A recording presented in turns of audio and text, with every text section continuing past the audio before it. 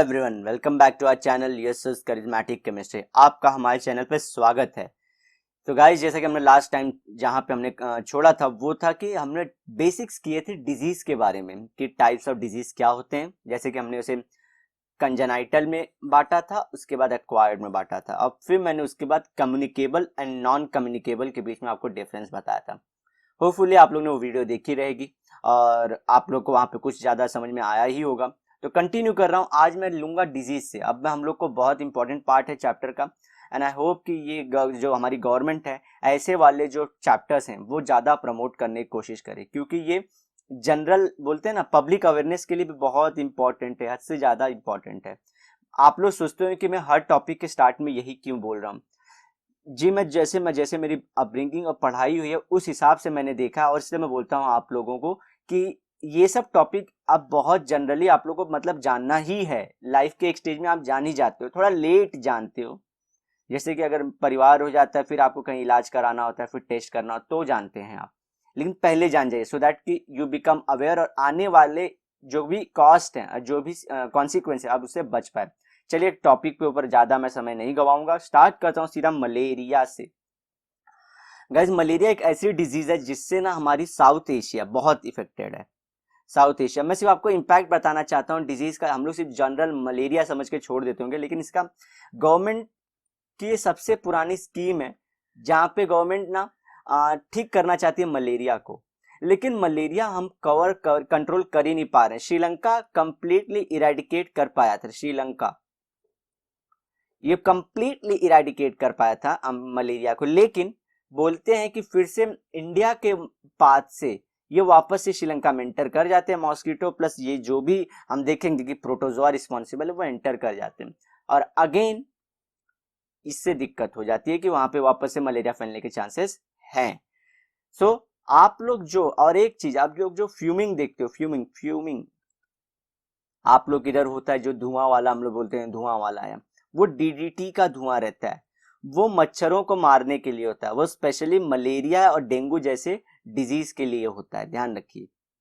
सो DDT को use को लेके बहुत ज्यादा क्वेश्चंस हैं। मैं आप लोगों को सीधा बता दूं, क्वेश्चंस बहुत है कि ये सही है कि नहीं है, लेकिन ऑप्शन ना होने से अच्छा है कि हम लोग उसी को यूज करें। कोई ऑप्शन और ज्यादा अवेलेबल है नहीं। मैं आज आपको WHO और वर्ल्ड में जो develop country, world develop countries, ये लोग कितना बेकार काम कर रहे हैं मलेरिया को लेके, आप लोग को इसका मैं सब डिटेल में बताऊंगा। क्योंकि हम इंडिया के हैं, इंडिया के रास्ते हैं, इंडिया के स्कूल हैं, इंडिया की एजुकेशन है, इंडिया की गवर्नमेंट है, इंडिया के पीपल का रिसोर्सेज है, इसलिए हमें इंडिया के बारे में सोचना जरूर चाहिए। तो स्टार्ट करता हूं। It is a vector mosquito borne infection disease caused by the protist Plasmodium. So protist kingdom का कौन सा है? प्लाज्मोडियम। ये प्रोटोजोआ है, प्रोटोजोआ है, ठीक है। There are 4 species of the plasmodium. Very important point, क्यों वैक्सीन नहीं बना पाए मलेरिया का? वैक्सीन क्यों नहीं बना पाए? One of the reason cited is the type of the protozoa. जितने टाइप के, तो देखिए 4 टाइप्स के। Plasmodium as plasmodium vivax, plasmodium ovale, malariae and falciparum. ये इंपॉर्टेंट है, ठीक है। फाल्कीपेरम या फाल्कीपरम भी बोलते हैं उसको। Only P. falciparum causes serious illness while others are rarely fatal। अब इसका मतलब आपको दिमाग में ये नहीं भरना है कि ये डिजीज नहीं करते और बाकी के 3 वो भी करते हैं, लेकिन जो डेथ हो जाती है, आदमी की डेथ होने के चांसेस है, मतलब या तो जिंदगी भर पैरालाइज हो जाए या कुछ हो जाए, वो जो होता है वो फाल्कीपेरम की वजह से होता है। अदरवाइज प्लाज्मोडियम वाइवेक्स, ओवाल और मलेरिया भी उसी टाइप के आपको बुखार दे सकते हैं हफ्ते भर का, आपका पैसा भी खर्चा करवा सकते हैं। तो आपको दिमाग में ये नहीं, फैटल वर्ड है कि डेथ को लेके हो सकता है, ठीक है, ये आपको ध्यान रखना है। Based on the species there are 4 types of malaria, ठीक है, 4 टाइप्स ऑफ मलेरिया। आपको थोड़ा और एक बीच बता, देखिए प्रोटोजोआ जो क्लास है वो क्या करते हैं, सॉरी क्लास बोल रहा हूं, ये प्रोटोजोआ जो है इनकी जो आउटर मेम्ब्रेन है ये हमेशा अपना शेप चेंज करती है। Remember the point, shape shape.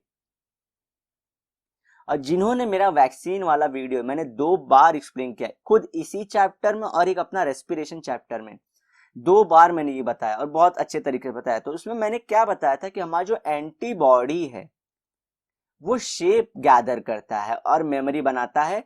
Virus या एंटीजन बोलूं, ठीक है, वायरस, बैक्टीरिया, पैथोजेंस जो भी बोल लो, एंटीजन या तो हम लोग उसको बोलते हैं, उनकी शेप एक्वायर करता है। समझिए इसका शेप ऐसा, ये कोई है, इसके प्रोटीन्स ऐसे हैं।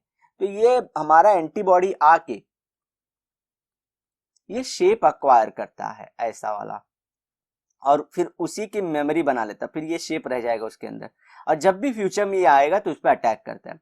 प्रोटोजोआ के केस में वैक्सीन ना बनने का रीजन है कि इसका जो आउटर मेम्ब्रेन है इसका शेप फिक्स नहीं है, नॉट फिक्स, ठीक है।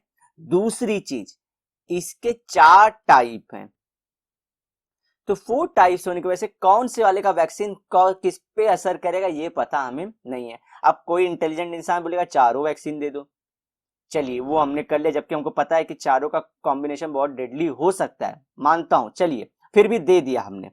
उसके बाद भी तो शेप फिक्स नहीं है, ये शेप चेंज होता रहेगा। तो आप वाले का कैल्शियम, समझिए आप वाले ने, आपके जो एंटीबॉडीज ने ये शेप लिया था कि मलेरिया वाले का ऐसा है, मलेरिया अब क्या आया, ये वाले को थोड़ा सा ऐसा करके आया वो,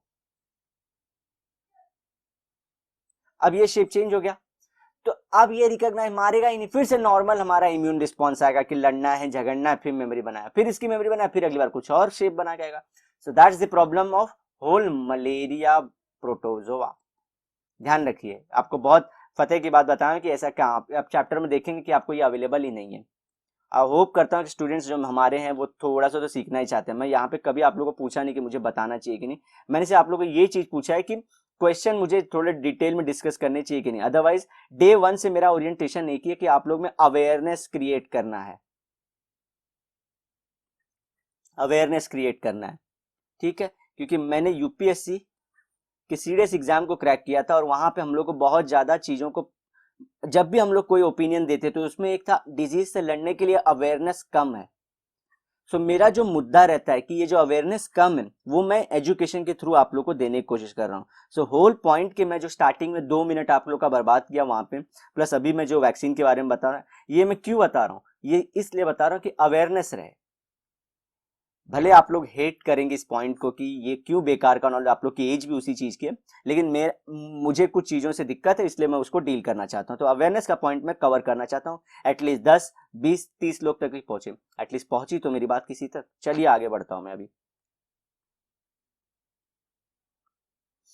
वो सीडीएस वाला पॉइंट मैंने इसलिए बोला ताकि एटलीस्ट बिलीफ रखो आप मेरे पे कि मैं कुछ चीजें बता रहा हूं तो उसका रीजन कहां से आ रहा है, ये मैं बताने के लिए पॉइंट साइड किया। अदरवाइज मैं अपने कोर्सेज या अपने जो नॉलेज है या उसको शेयर वो नहीं बताना चाहता कि मैंने अचीवमेंट लाइफ में क्या की है, ठीक है। मेरा सिर्फ वही पर्पस है कि आप लोग को बिलीफ रहे कि जिससे आप सीख रहे हैं या जिस जो मैं चीजें बता रहा हूँ, तो एक पॉइंट ऑफ, बोलते हैं ना, नॉलेज से मैं बता रहा हूँ, मैं कुछ स्टेज पे पहुंचा हूं वहां से मैं आपको बताना चाह रहा हूँ कि सोल्यूशन क्या है प्रॉब्लम का। अब साइंस एंड सिम्टम्स सबसे इंपॉर्टेंट, डॉक्टर्स यही देखते हैं, डॉक्टर्स यही देखते हैं कि क्या सिम्टम्स है। आपको क्वेश्चन पूछते हैं इसलिए हम लोग बोलते हैं डॉक्टर्स के पास जाइए तो खुल के बोलिए। तो वो जैसे कॉमेडी नायक कहीं पे नहीं बोलते कि डॉक्टर्स में जाते हैं तो हमारे अनएजुकेटेड कोई रहते हैं तो बोलते हैं बताइए दिक्कत क्या, बोलते हैं पेट में गुड़गुड़ होता है, किसी के लिए रह रह के गड़ता है, तो ऐसा वर्ड बोलते हैं। तो डॉक्टर बोलते हैं गुड़ू गुड़ू क्या है, रह रह के गड़ता है, इसका मतलब क्या, लेकिन फिर भी डॉक्टर को समझना पड़ता है। तो वही सिम्टम है, वो सिम्टम कैच करना चाहता है कि एक्चुअली है किसका। मालूम पड़ा मलेरिया था, आदमी को डेंगू की दवा दे दिया, ऐसा बहुत बार होता है, बहुत डॉक्टर ये मिस्टेक कर देते हैं। चलिए आगे बढ़ते हैं। Symptoms of malaria begins to appear about 7 to 15 days after the bite of infective mosquito. देखिए 7 to 15 डेज के बीच में हो जाएगा, आपको पता चलेगा। ये ब्लड टेस्ट इस टाइम पे हुआ तो पता चलेगा, उसके पहले का नहीं पता चलता, ठीक है ना। इसको क्या बोलते हैं, इसके पहले वाले पीरियड को 1 से लेके जो 7 दिन तक था इसको बोलते हैं इंक्यूबेशन पीरियड या इंक्यूबेशन पीरियड। एड्स के केस में ये इंक्यूबेशन पीरियड 2 साल तक का हो जाता है। 2 साल मतलब क्या, 2 साल तक आपको डिजीज का सिम्टम दिखेगा ही नहीं, और 2 साल तक अंदर ही अंदर आपकी बॉडी को पूरा एचआईवी वायरस खा चुका होगा। समझ गए आप लोग मेरी बातों को, तो ये बात ध्यान रखना है। तो इंक्यूबेशन पीरियड वो पीरियड जहां पे सिम्टम बॉडी नहीं दिखाएगी, अगर हाँ, लेकिन अब टेस्ट आ चुके हैं, डॉक्टर अगर आप लोग को पकड़ लेता है, लेकिन वो डॉक्टर कब पकड़ता है या डॉक्टर के पास हम कब जाते हैं, जब हमको सिम्टम बॉडी एक होगा, सिर दर्द होगा, या मुझे फीवर आएगा या ठंडी लगे तो जाऊंगा। तो मतलब क्या, ये मैं ये डे में एंटर कर चुका हूँ ऑलरेडी। मेरी बातों को होपफुली आप समझ पा रहे होंगे कि बेसिक प्रॉब्लम ही कहाँ है इसमें, ठीक है। तो ये चीज होता है, तो यही सब है। इंक्यूबेशन पीरियड बड़ी बहुत इंपॉर्टेंट होता है। आपको अगर बहुत नॉलेजेबल सोसाइटी में पैसा कमाना है ना, इंक्यूबेशन पीरियड पे काम करिए कि आप यहाँ पे कैसे आप किसी को अवेयर करा सकते हो। अगर आप इसके लिए स्टार्टअप शुरू कर पाते हो तो you are the brilliant one, ठीक है। क्योंकि आप इंजीनियर्स को सुने होंगे स्टार्टअप करने, बट मेडिकल वाले बहुत कम स्टार्टअप करते हैं, ठीक है। जो भी, चलिए आगे बढ़ते हैं। Initial symptoms are fever, headache, chills, chill मतलब ठंडी लगना, may be difficult to recognise as malaria. देखे, तो ये सब कॉमन है, फीवर, हेडेक और चिल्स। ये तो हमारे जनरल सर्दी खांसी में भी होती है, डेंगू चिकनगुनिया में भी होता है, डेंगू में भी होता है, चिकनगुनिया में भी होता है।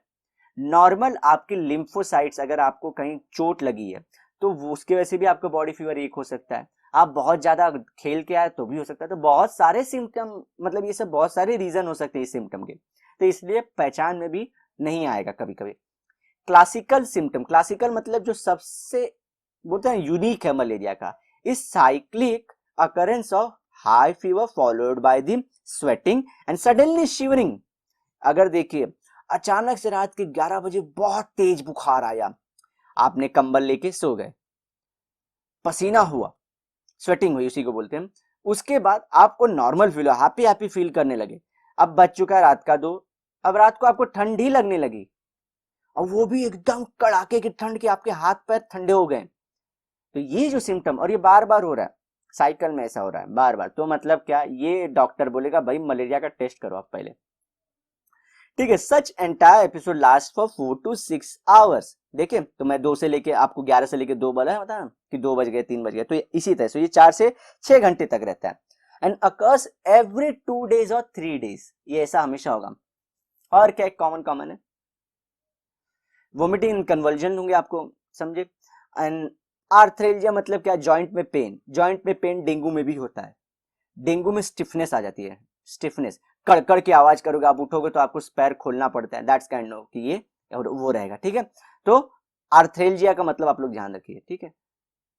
Anaemia due to rupturing of RBC, ये साइकिल में बताऊंगा अनीमिया कैसे, रप्चर ऑफ ये कैसे होता है। इंपॉर्टेंट पॉइंट, पहला मैंने इंपॉर्टेंट पॉइंट बोला था 4 टाइप्स को लेके, दूसरा इंपॉर्टेंट पॉइंट यहाँ पे कि इसमें अनीमिया कैसे हो जाता है। हीमो, एक में मिटा देता हूँ, पहले वर्ड कवर हो गया है, एक सेकेंड,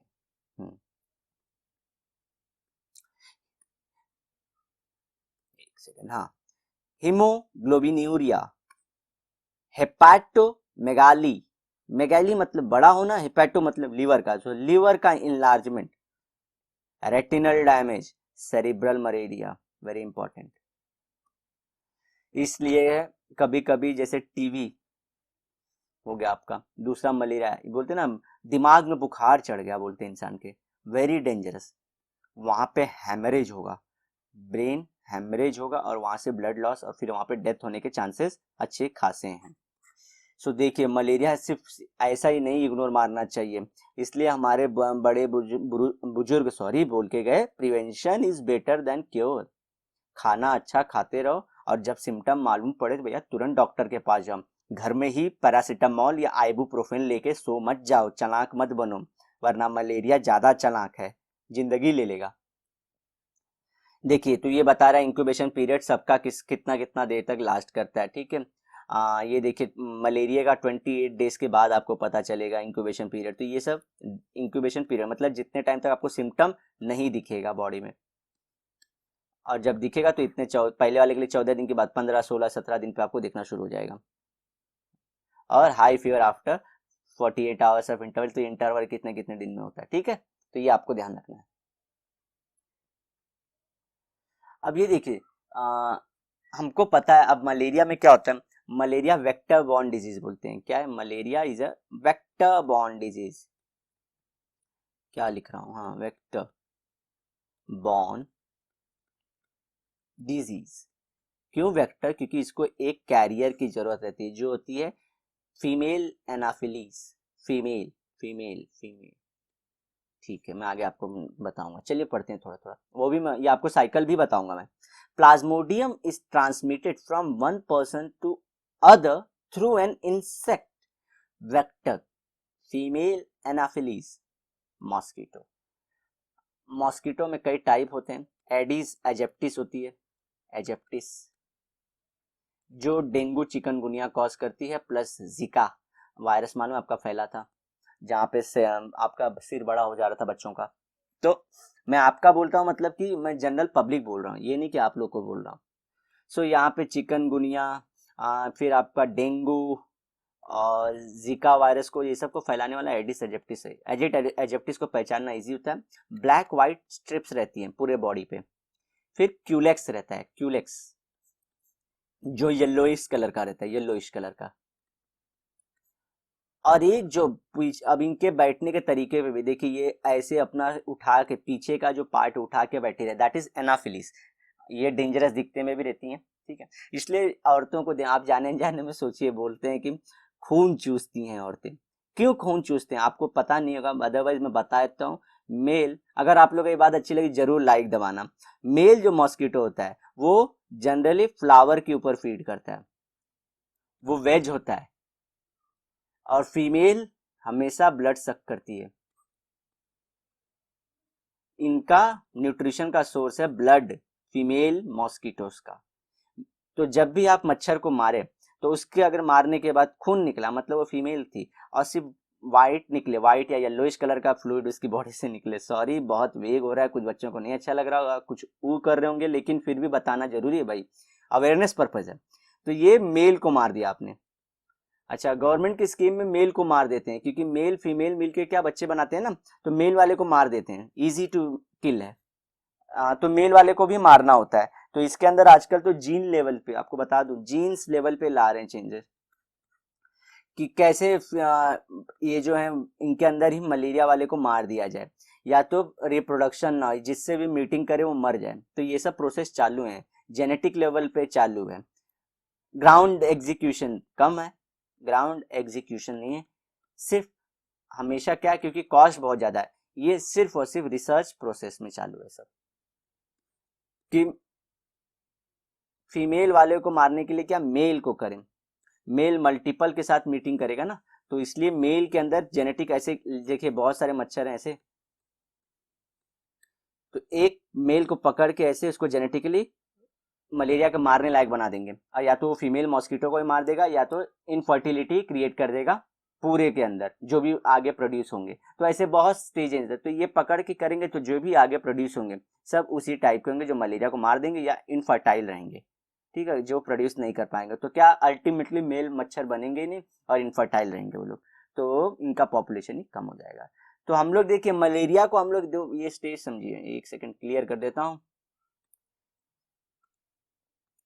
मलेरिया जो प्रोटोजोआ उसको मार नहीं सकते, तो हम क्या, जो वेक्टर है मॉस्किटो और फिर ह्यूमन है, मैं बताऊंगा हम हर एक लेवल पे कैसे प्रोटेक्शन ला रहे हैं। वेक्टर को हम मारने की कोशिश करते हैं, ये इसको मार रहे हैं हम लोग, यही चाल है। मलेरिया को लेके जो सक्सेसफुल नहीं है, बहुत न्यूज नहीं आती आपको, इसको लेके बहुत सक्सेसफुल वैक्सीन या मेडिसिन के थ्रू हम लोग ठीक करते हैं सिम्टम्स को। मेडिसिन जो भी लेते हैं हम लोग, मेडिसिन वो सिम्टम्स को ठीक करने के लिए, बुखार हो रहा है तो उसको कैसे कम करें, वो सब चीज कर रहे हैं, समझ गए आप लोग। तो लेकिन जो भी ज्यादा काम चालू है, या फ्यूमिगेशन या इस जेनेटिक, ये वेक्टर को खत्म करने की ये स्टेज पे, होपफुली आप समझ पा रहे हैं। सो व्हेन, अच्छा आप लोग को ये बात अच्छी लगी कि मेल हमेशा फ्लावर पे या जनरली और वेज होता है और फीमेल नॉन वेज रहती है, तो ये बात अच्छी लगी तो जरूर लाइक ठोकना, so that I come to know कि आप लोग को पसंद आया। So when infected female Anopheles sucks the human blood, it may transfer sporozoites to human circulation. Infected मतलब क्या, ये फीमेल समझिए ऐसे है, ये इसमें क्लियरली बोला नहीं, समझिए ये पर्सन है कोई, इसको आके मच्छर ने काट लिया, फीमेल एनाफिलीज ने। अब इसने जब इसको काटा तो ब्लड जब सक किया, तो इसके ब्लड में वो जो मलेरिया का प्रोटोजोआ है वो भी आ गया ये मच्छर के अंदर। सो वो अब एक हेल्दी पर्सन का ब्लड सक करने जा रही है, ठीक है। हेल्दी पर्सन का ब्लड सक करना है, तो सक करने के लिए फिर से अपने वो उसमें सकर्स लगाएगी। अब इसमें से क्या होगा, मलेरिया ट्रांसफर हो जाएगा इसके अंदर, ये अच्छी बॉडी के अंदर। तो इस तरह से ट्रांसफर है from diseased person to non diseased person. कैसे हो रहा है ये समझ गए आप? तो ये देखना आगे। तो क्या करता है, स्पोरोजॉइट्स करता है। एक बार यहाँ पे देख लेते हैं पहले, तो आप लोग को और समझ में आएगा। एक सेकेंड।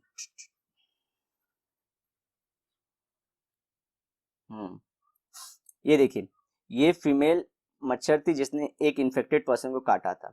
तो इसने इसके अंदर से क्या आ गया, मलेरिया प्रोटोजोआ आ गया प्लाज्मोडियम का। अब देखिए ये माइक्रोगैमेट है, छोटा सा एक गैमेट है, गैमेट उसके बॉडी के अंदर चल रहे हैं, बॉडी के अंदर। फिर ये माइक्रोगैमेट मैच्योर होकर मैक्रोगैमेट बनाता है। फिर फर्टिलाइजेशन के बाद, फर्टिलाइजेशन मतलब गैमेट्स मिलने के बाद क्या बनता है, जाइगोट। ये सब अवेलेबल होता है, ये सिर्फ सिंगल गैमेट नहीं रहता है, ऐसे और गैमेट भी रहते हैं उसके बारे में। देखिए यहाँ पे से आएगा, हम लोग सर्कल कंप्लीट करेंगे तो मेल फीमेल दोनों मिल जाएगा आपको, उसका टेंशन नहीं लेना आपको कि अरे आप तो सिंगल ही था तो ये कैसे जाइगोट बन गया, दोनों थे। हाँ, अब देखिए, अब मॉस्किटो के गट में देखिए, यहाँ पे गट में ये क्या होता है, ओकिनेट। क्या होता है ये, ऐसे अगर सर्कुलर रहता है तो ये पॉइंटेड हो जाता है, अब पॉइंटेड हो जाता है और वहां से न्यूट्रिशन ड्रॉ करना चाहता है और मैच्योर होना चाहते हैं, ठीक है। तो इसको ऊकाइनेट बोलते हैं या तो ऊकिनेट। अब उसके बाद ओसिस्ट में उसका फॉर्मेशन होता है। देखिए सिस्ट बन गया, गोला हो गया, अभी मैच्योर हो गया, बर्स्टिंग ऑफ दी oocytes। और यहां से निकले जो छोटे छोटे छोटे छोटे स्पोरोजाइट्स। स्पोरोजाइट्स क्या होते हैं, जो एक न्यू कंप्लीटली प्लाज्मोडियम प्रोटोजोआ बनाने के कैपेबल होते हैं। तो देखिए ये साइकिल कहां से शुरू हुआ था, माइक्रोगैमेट से लेके स्पोरोजॉइट बनने तक का साइकिल किस में कंप्लीट होता है, साइकिल ये कंप्लीट होता है मॉस्किटो के अंदर ही।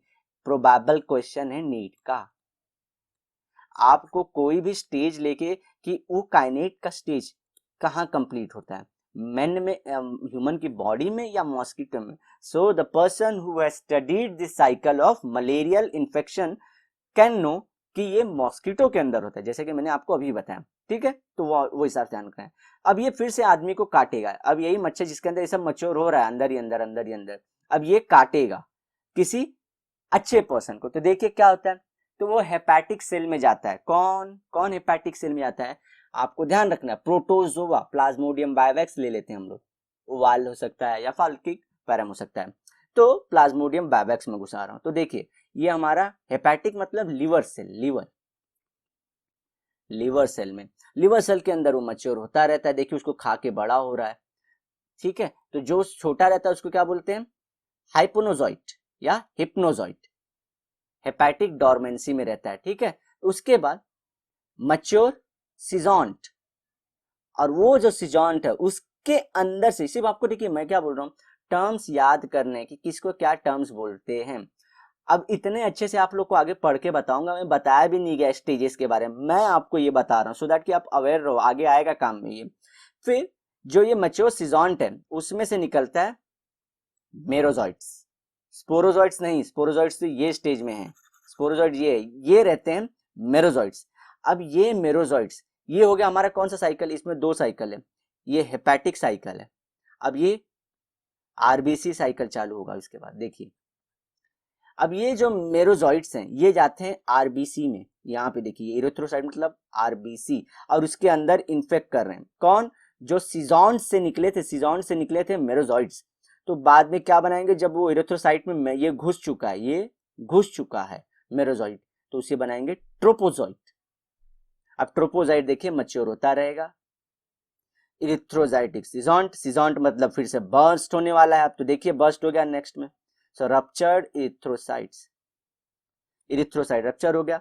अब इसी में क्या साइकिल होता है, या तो वो रप्चर हो जाए या तो वो गैमेट बनाने लगे। ये देखिए यहाँ पे आ गया, गैमेट बनाने लगा, तो गैमेटोसाइट, और ये गैमेटोसाइट फिर से कोई एनाफिलिस सक करे तो वापस से साइकिल शुरू हो जाती है। तो गैमेट फॉर्मेशन कहाँ होता है, very important question, gamete formation human के अंदर होता है, ह्यूमंस के अंदर होता है। किसके गैमेट के फॉर्मेशन? प्लाज्मोडियम वाइवेक्स के। समझ गया? कौन से स्टेज के बाद होता है, कौन सी साइकिल में? आरबीसी साइकिल में होता है, जब सेल इन्फेक्ट हो चुका है हमारे मेरोजॉइड से। तो आरबीसी साइकिल में या तो वो रप्चर होगा आरबीसी, या तो वो गैमेट्स बनाएगा। सिंपल, आपको हर एक टर्म बता दिया। सीजॉन्ट जब भी आएगा मतलब नेक्स्ट स्टेज क्या होने वाला है? बर्स्टिंग का होने वाला है। बर्स्टिंग के बाद क्या निकलता है वो याद रखना है। यहाँ पे सिर्फ सीजॉन्ट था, मैच्योर सीजॉन्ट था हेपेटिक में, फिर यहाँ पे इरिथ्रोसाइटिक सीजॉन्ट है। ठीक है, तो वहां पे देखना आपको क्या बनता है। चलिए चलते हैं आगे, अब आपको समझ में आएगा। Sporozoites reproduce asexually through fission and this is called as schizogony. Important term, definition आ सकती है सीजोगोनी की। सीजोगोनी की पूरी डेफिनेशन, तो क्या होता है जब स्पोरोजॉइट्स मल्टीप्लाई होते रहे। यहाँ पे देखिए ये बहुत सारे मल्टीप्लाई हुए ना, ये देखिए यहाँ पे मल्टीप्लाई होके घुस सकते हैं। ठीक है, या तो सेल के अंदर जाके मल्टीप्लाई मटेरियल मिल जाए फीडिंग तो और मल्टीप्लाई होते हैं, जैसे कि हेपेटिक सेल मिल गया। तो व्हाट इज सीजोगानी? सीजोगानी स्पोरोजॉइट का रिप्रोडक्शन, असेक्सुअल रिप्रोडक्शन। ठीक है, ये ध्यान रखना है। सेक्सुअल रिप्रोडक्शन तो हमने देखा कहाँ होता है, जब भी वो उसके गट पे अटैच हो जाके पहले बन जाता है जाइगोट, तब हो जाता है sexual reproduction. In the liver cell और इरिथ्रोसाइट, तो लिवर सेल में भी हो सकता है या इरिथ्रोसाइट्स के अंदर भी हो सकता है। ठीक है, दोनों साइकिल अलग अलग है। The cells formed are now called merozoites. कहां पे? हेपेटिक सेल के बाद। These the cells formed within erythrocytes function as gametocytes। कैसे प्रोड्यूस होते हैं? गैमोगोनी। जब गैमेट्स बन जाते हैं उसी का बोलेंगे गैमोगोनी, असेक्सुअल रिप्रोडक्शन जिसमें गैमेट्स बने। ऊपर वाला क्या था यहाँ पे? सीजोगानी, और ये गैमोगोनी। ध्यान रखिए, सीजोगानी मतलब क्या? स्पोरोजॉइट्स का क्या होना? बढ़ना। गैमोगोनी मतलब क्या? गैमेट्स का बनना, लेकिन क्या? असेक्सुअल रिप्रोडक्शन के थ्रू। Besides it form gametocytes within erythrocytes, that is a gamogony only ना, यही था। ये लाइन ऊपर रखनी चाहिए थी, उसको नीचे रख दिया। Gametocytes if taken by female anopheles fertilisation occurs in its gut. देखिए तो ये कौन सा हो गया? ये हो गया सेक्सुअल। ऊपर वाले दोनों जो थे स्पोरोजॉइट का बढ़ना प्लस गैमेट्स का बनना, वो असेक्सुअल था। मैं आपको बहुत बारीक चीज बता रहा हूं, आप लोग जब एग्जाम फेस करोगे तब आप लोग को याद आएगा कि किसी ने तो बताया था हमको ऐसा, लेकिन हम लोग ने स्किप कर दिया। अगर आप लोग याद नहीं करते, ये सब चीज को रिवाइज नहीं कर रहे तो। Diploid zygote is formed which transforms into the oocyst। ठीक है, तो ये मैंने पहले ही बता दिया था। ऊपर को मैंने मॉस्किटो साइकिल से शुरू किया था, इसने ह्यूमन साइकिल से शुरू किया है। oocyst forms large number of haploid sporozoites through meiosis। समझ गए कि नहीं? 2n का nn में, nn में जब हो जाए तो उसको क्या बोल देते हैं? Meiosis, sporogony.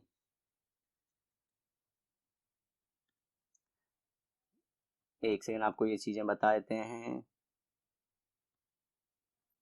गैमोगोनी, सीजोगैनी and sporogony. इसमें क्या है? ये असेक्सुअल है। साइजोगोनी असेक्सुअल है, और स्पोरोगोनी ये मियोटिक सेक्सुअल है। ठीक है, अब ध्यान रखिए।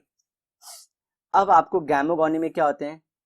आपके सीजॉन्ट से इरिथ्रो, जो आरबीसी के हैं, इरिथ्रोसाइटिक सीजॉन्ट से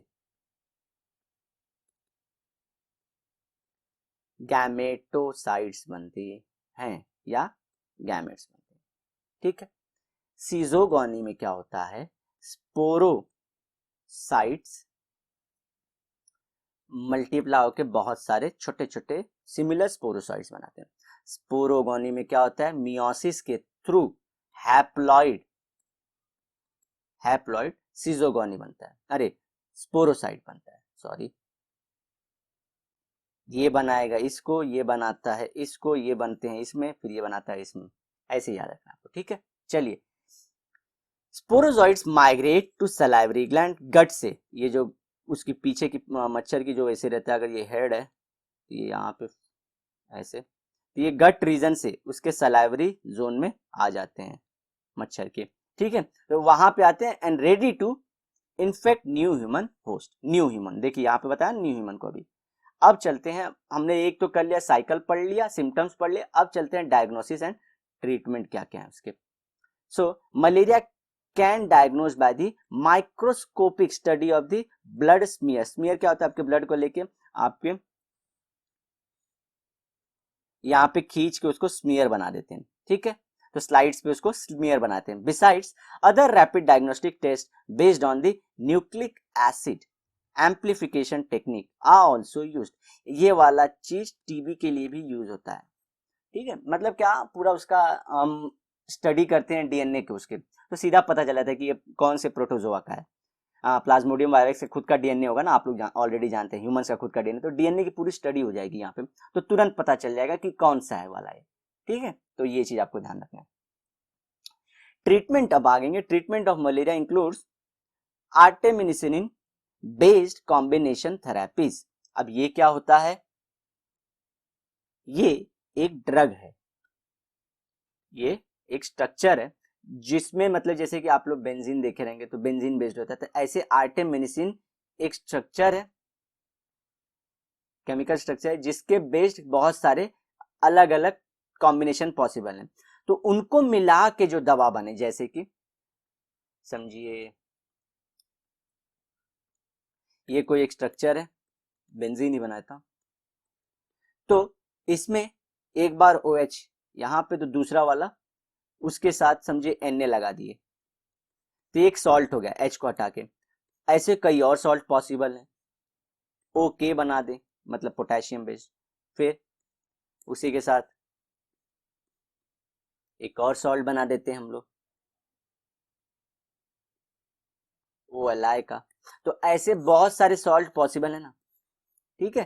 तो आपको क्या ध्यान रखना है, जस्ट एग्जांपल दे रहा हूं आप लोग को, ऐसे आर्टेमिसिन बेस्ड बहुत सारे कॉम्बिनेशन पॉसिबल है। तो उसमें क्या करते हैं, ये तीनों को एक साथ देना, तीनों को एक साथ, कि अगर ये मार ना पाए तो ये मार दे, और ये ना मार पाए तो ये मार पाए, और मिलके तीनों कुछ ना कुछ इफेक्टिव। पहला वाला समझिए कि वीक करता है, वीक करता है स्ट्रक्चर को, समझिए। दूसरा वाला वॉल को ब्रेक करता है, ये वॉल को, जो प्रोटोजोआ है, प्रोटोजोआ के वॉल को ब्रेक करता है। तीसरा वाला क्या करता है, इसके अंदर के मटेरियल को मार देता है, जो भी इसके ऑर्गेनल्स हैं, माइटोकॉन्ड्रिया इसके अंदर बहुत सारे होंगे तो उसको मार डालेगा। तो इस तरह से मिलके काम करेंगे। तो आर्टेमिनिसिन बेस्ड बहुत सारे ड्रग हैं, उनको मिला के देने का ये बात बोल रहा है, ठीक है। WHO बहुत इंपॉर्टेंट है, has recommended 5 different ACTs which include various combinations of, देखिए आ गया जो मैं बोल रहा था, आर्टेमिसिनेट। और ये सब आप लोगों को याद रखना है, ये नहीं कि आप लोग, क्योंकि ये आप लोग एग्जाम में आता है कि मलेरिया के ड्रग, और ये बहुत दिनों तक आता है कि बच्चों को पूछा था कि ड्रग कौन से इसमें से मलेरिया के लिए और कौन डेंगू के लिए यूज होते हैं, ठीक है। सल्फाडॉक्सिन एंड क्या है, पायरेमिथेन, ठीक है, या पायरेमिथेनामाइन, ठीक है। In addition quinine is also use. तो वो लोग क्विनीन को लेके क्वेश्चन पूछते हैं कि क्विनीन बेस्ड जो ड्रग है वो किसके लिए यूज है, तो आपको याद रखना है मलेरिया के लिए। आप लोग ऑलरेडी क्वेश्चन अगर सॉल्व कर रहे हो तो देखे रहेंगे कि क्विनीन का नाम वहां पे ऑलरेडी अपेयर होता है, तो मलेरिया के लिए। अभी प्रिवेंशन, देखिए यही स्टेप की बात कर रहा था मैं, प्रिवेंशन एंड कंट्रोल कैसे करते हैं कि हो ही ना पाए डिजीज, इसको कैसे करेंगे। तो वैक्सीन का ऑप्शन मैंने आप लोग का हटा दिया स्टार्टिंग में ही कि कैसे वैक्सीन नहीं बना सकते। Prevention of mosquito bite by using mosquito nets and insect repellent, जो ओडोमॉस टाइप आप मालूम है लगाते हैं रातों को, तो उससे क्या दूर भागते हैं, तो आपको वो यूज करना चाहिए। या तो मॉस्किटो नेट की नेट आपको मच्छर ना काट पाए, मलेरिया के लिए कुछ नहीं कर पाएंगे हम लोग। स्प्रेइंग इंसेक्टिसाइड, तो इंसेक्टिसाइड के लिए क्या करते हैं, DDT जो धुआं होता है। And draining the stagnant water where mosquito lays eggs. So क्या करना, जो गंदा पानी जहां होता है जमा, उसमें क्या करना है, वहां पे जनरली गवर्नमेंट क्या करती है, यहाँ पे ना ये DDT और केरोसिन बेस्ड सोल्यूशन डाल देती है। तो क्या होता है, सरफेस टेंशन आप लोग फिजिक्स में पढ़ेंगे, सरफेस टेंशन इसका लो हो जाता है और ये फट से एग नीचे डूब जाते हैं। अदरवाइज क्या रहता है, सरफेस टेंशन ऑफ वाटर की वजह से ये जो इसके छोटे छोटे लार्वे हैं वो यहाँ पे फ्लोट होते रहते हैं, और सरफेस टेंशन जैसे ही लो हुआ तो ये क्या होता है, इनका वॉल भी रप्चर हो जाता है और सीधा ये पानी में डूब जाते हैं। तो केरोसिन बेस्ड सोल्यूशन भी डालते हैं कभी कभी इसमें। और डीडीटी का भी वही काम है, लेकिन डीडीटी हवा में इसलिए डालते हैं क्योंकि ताकि वो जो एयर में अगर फ्लो हो रहा है मच्छर तो वो मर जाए। मॉस्किटो और ये भी दूसरा, ये जो वाटर जो मैंने बताया जमा पानी में जो अंडे दे रहा है वो भी खत्म हो जाए। Mosquito larvae can be control by using, एक सेकेंड इसे इरेज करता हूँ, फिश का नाम है ये गैम्बुशिया फ्रेश वाटर की एक फिश है, ठीक है, बायो कंट्रोल मेजर ये। तो ये क्या करते हैं, इसके लार्वे खाते हैं। ये फिश अगर आपकी समझिए बुक जितना आपको स्क्रीन दिख रहा है इतनी बड़ी ही होती है, ये देखिए मैं जो ड्रॉ कर रहा हूँ इतनी बड़ी ही फिश होगी, छोटी सी फिश है। आपके पाम पे, अगर आपका पाम है इतना बड़ा तो इतनी छोटी सी, तो आप नेट पे सर्च करके देख लेना इसको, ठीक है। तो गैम्बुशिया फिश को डाल दो वहां पे, ब्रीड कराओ तो ये पूरे खा जाते हैं। जैसे तालाबों में, ये पॉन्ड्स में बहुत अच्छा इफेक्टिव रहता है, क्योंकि आप छोटे छोटे अगर गटर विटर की जगह पे तो नहीं रहेंगे ना। सिंपल से मुंबई जैसे स्लम्स में ये सब बहुत बड़ी दिक्कत है, तो वहां पे अपने को पॉन्ड नहीं मिलेंगे। लेकिन गाँव में कहीं पे पॉन्ड का पानी जमा, तो वहां पे हम लोग ये फिश को ब्रीड करवा सकते हैं, ठीक है। फ्यूमिगेशन एक सोल्यूशन है, फ्यूमिगेशन एक बहुत अच्छा सोल्यूशन है। और दूसरा क्या करते हैं, देखिए जब पेशेंट को हो जाए, एक हुआ मलेरिया की स्टेज पे, यहाँ पे हम लोग कुछ काम नहीं कर पा रहे, रिसर्च बेस्ड है। एक है वेक्टर को कंट्रोल करना है, तो ये सब जो प्रिवेंशन है वेक्टर को लेके बात हो रही है। और एक तो पेशेंट को, तो पेशेंट को क्या करते हैं, आइसोलेट कर देते हैं। अब आइसोलेट से आप लोग डरिए मत, हॉस्पिटल में इनको एक वार्ड में डाल देते हैं ताकि ये इनको अब मच्छर न काट पाए, ताकि क्योंकि अगर मच्छर इनको काटेगा तो फिर मच्छर ट्रांसफर करेगा सब में। तो इनको जब तक ठीक ना हो जाए एक वार्ड में रखा जाता है, ये ठीक हो जाते हैं फिर इनको किया जाता है। तो लोग कोविड में सोच रहे हैं कि सिर्फ कोविड में आइसोलेशन कर रहे हैं, नहीं, ऑलरेडी हॉस्पिटल्स में चालू था, लेकिन ऐसा सो कॉल्ड फेमस करके नहीं करते थे। आजकल गवर्नमेंट क्या कर रही, फेमस करके कि अरे इनको आइसोलेट कर दिया, तो ये वर्ड अब डिफेम हो चुका है आइसोलेशन वाला, अदरवाइज ये होता रहता था। तो आपको ये ध्यान रखना, मलेरिया ये स्टेज पे अभी तक कुछ ज्यादा अचीवमेंट हो नहीं पाई। हम लोग जो काम कर रहे हैं वो आइदर ये स्टेज पे या स्टेज पे, और जो दवाएं भी दी जाती हैं वो ये स्टेज पे दी जाती हैं कि पेशेंट को एसीटी बेस्ड कॉम्बिनेशन दे दिया जाए, ठीक है। तो उसमें पिरिडिन मिथामाइन, उसमें बहुत सारी चीजें थी। और क्विनिन का नाम याद रखना है, क्विनिन। आप लोग को केमिस्ट्री में क्विनिन का स्ट्रक्चर भी आएगा, होपफुली होगा। और जो नीट और आईआईटी के लिए प्रिपेयर करते हैं तो उनको क्विनोन बेस्ड कंपाउंड रहते हैं, तो क्विनिन वही है जो आप लोग केमिस्ट्री में पढ़े हो। तो वो दवाएं भी दी जाती हैं। तो हेल्पफुली आप लोगों को होपफुली, सॉरी, मैंने जो भी रहा वो बता पाया कि एग्जाम में क्या क्या क्वेश्चन पॉसिबल है। आपको बोर्ड में सीधा पूरे बड़े मार्क्स के लिए क्या कर सकता है कि मोड ऑफ ट्रांसमिशन से लेके प्रिवेंशन एंड कंट्रोल मेजर से लेके उसके सिम्टम्स तक पूरे पूछ सकता है। और या तो जो हमारे रहे कि नीड बेस्ड क्वेश्चन है कि कैसे कैसे ट्रांसफर, तो वो भी मैंने आपसे डिस्कस कर दिया। तो होपफुली आपको ये लेक्चर बहुत हेल्पफुल रहा होगा। तो अपना सपोर्ट आप हमें अपने लाइक बटन के थ्रू ही बता सकते हैं, कमेंट के थ्रू बताइए। कुछ बच्चे बहुत अच्छे से हमें बता रहे हैं, वो मतलब पीछे की हमारी वीडियो देख रहे हैं, लेकिन जब भी वो वीडियो देख रहे हैं तो होपफुली वो पूरी देख रहे हैं और वो क्या करते हैं, कमेंट कर रहे हैं कि जो भी पार्ट उन्हें पसंद आए। सो थैंक, ये नहीं होता है कि हमें कुछ ज़्यादा ये पैसे या कुछ मिल जाते हैं। जैसे मैं रियलिटी के नज़दीक रहने को बोल रहा हूँ, सिर्फ हमको रहता है कि हाँ हम जो कर रहे हैं ना उसमें हम लोग को हमारी जो ऑडियंस है वो सपोर्ट कर रही है, उन्हें मजा आ रहा है सीखने में। या तो कुछ पॉइंट अगर इंप्रूव करना भी है, जैसे कि बीच में मैं बोलते हैं ना सामने आके पढ़ा था, तो कुछ लोगों ने बोला कि नहीं यही मेथड अच्छा है जो हम लोग लाइन बाय लाइन ये सब पढ़ते हैं। सो वो मेथड हम लोग फॉलो कर रहे हैं। सो वही आपका फीडबैक बोलते हैं इसे। और ये लॉकडाउन में जो बता रहा हूँ सबसे ज्यादा जो फायदा हुआ है, जो जो सेक्टर का हुआ है लॉकडाउन में, स्टूडेंट्स को बहुत फायदा है, हद से ज्यादा। आप लोग कितने सारे प्लेटफॉर्म पे अब जाके स्टडी कर सकते हैं, बहुत अपॉर्चुनिटी, लाइक लाइफ का सबसे अच्छा मोमेंट अब आया आप स्टूडेंट्स लोग के लिए कि फ्री में अब बहुत सारी चीज़ें आप लोग को अवेलेबल हो पा रही हैं। सिर्फ नेट का खर्चा आपको है। अब वो नेट का खर्चा मैंने बताया कि कैसे कैसे वो ट्रांसफर होता है एजुकेटर्स को, लेकिन आप लोग को बहुत मतलब बहुत ज़्यादा अब अवेलेबिलिटी है रिसोर्सेज की। जो बच्चा आगे बढ़ना चाहता है अब वो नहीं रुकेगा। सुपर 30 का डायलॉग नहीं मार रहा हूँ, सिर्फ ऐसे ही बता रहा हूँ, लेकिन बहुत सारा फ्री एजुकेशन हो चुका है। जो नाम इंडिया लेवल पे फेमस थे आप उनके वीडियोस देख सकते हो आप। तो बहुत चांसेस हैं आपकी क्यूरियोसिटी और आपकी हार्डवर्क ही आपको लिमिट करेगा। अगर आपकी क्यूरियोसिटी नहीं तो आप नहीं सीखोगे कुछ, और हार्डवर्क नहीं कर रहे हो तो नहीं सीखोगे। तो ये दो चीज ही अब आपको लिमिट कर सकती हैं। अदरवाइज अब वो पुराने जमाने वाला प्रॉब्लम नहीं है कि रिसोर्सेज नहीं है, क्या पढ़ना है, कैसे पढ़ना, वो सब तो सब अवेलेबल हो चुका है। चलिए ठीक है, मैं अपने भाषण को बंद करता हूँ। होपफुली हम लोग नेक्स्ट वीडियो में अच्छे से और पढ़ के आएंगे। तब तक के लिए guys bye and have a great and awesome day ahead.